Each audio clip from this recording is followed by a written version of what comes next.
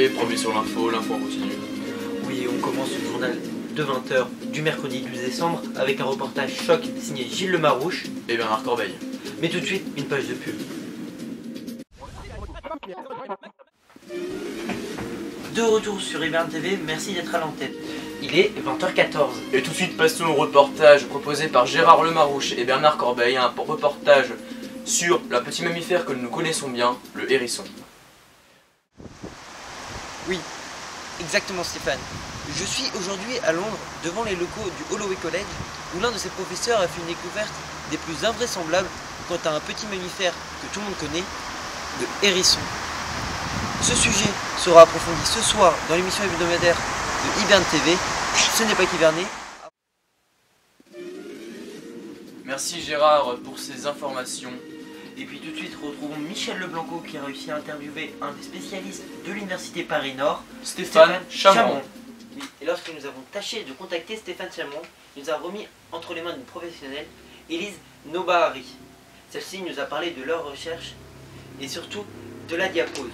Alors je vais tâcher de faire un résumé de tout ce qu'elle nous a dit, mais sans trop m'attarder sur les détails, car ce sera ce dont on parlera à l'oral. Alors premièrement, il faut savoir qu'un insecte très présent, la fourmi, hiverne.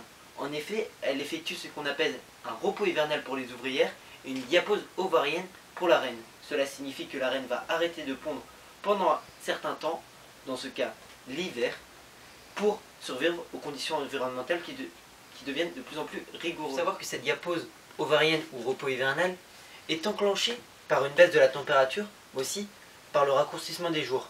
En effet, lorsque la lumière se fait de moins en moins présente, les fourmis vont commencer leur repos hivernal. De plus, les conditions environnementales ne sont pas les seuls enclencheurs de cette diapose. En effet, les fourmis sont prédestinées à faire une diapose, c'est-à-dire qu'elles ont des prédispositions pour un repos durant l'hiver. Durant cette période, les fourmis vivent au ralenti, c'est-à-dire qu'elles sont quasiment dans un coma, mais leur température reste la même. Enfin, le système hormonal va se modifier à l'approche de la diapose.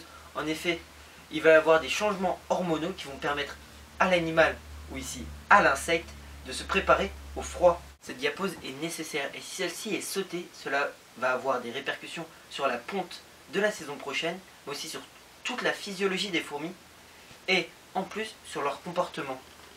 Je veux dire par là que des fourmis qui auront sauté une diapose seront plus agressives et surtout leur nombre va décroître au fil des années.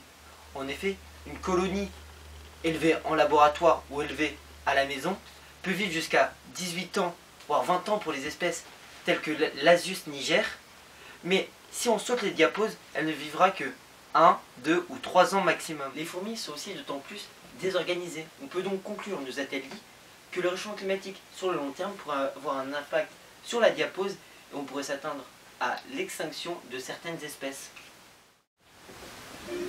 Merci Leblanco et Stéphane Chamond pour ces informations riches en contenu. Oui, mais malheureusement il est déjà 20h30 et c'est la fin de ce journal. Tout de suite un reportage en haut en couleur de votre série hebdomadaire C'est pas qu'hiverner, qui vous permettra d'améliorer vos connaissances sur le sujet de l'hivernation ou encore de l'hibernation. Merci chers auditeurs de nous avoir écoutés. Tout de suite, musique et générique.